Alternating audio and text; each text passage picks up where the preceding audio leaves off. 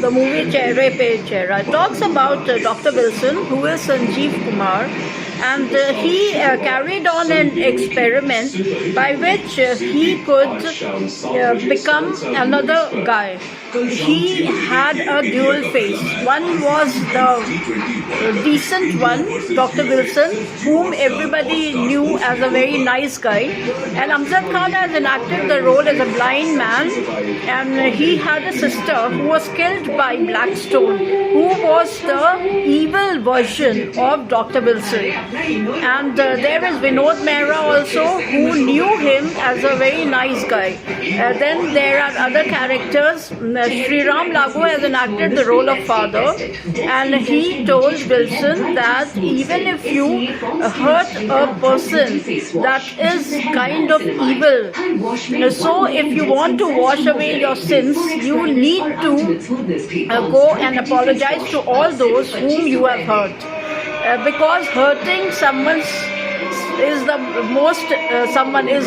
most evil crime, as Bible says. And what exactly happens that he was kind of a clone. Nobody could figure out that the same person was enacting two roles. One was a decent man, Wilson, and another was Blackstone. And Blackstone was instrumental in killing a lot of guys. And he had an experiment lab where he used to carry on experiment, and because of which he could switch over from one version to another version. But later on, it was made clear that he is the one who is carrying on the killings. And there is also Shatrughan Sinha, also who also came to know about Dr. Wilson.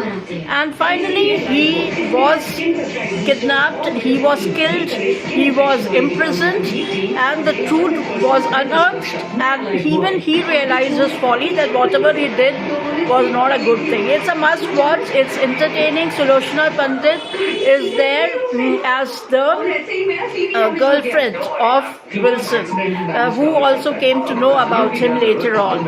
And then there is Rekha, who was Daisy, and she was tortured by Blackstone.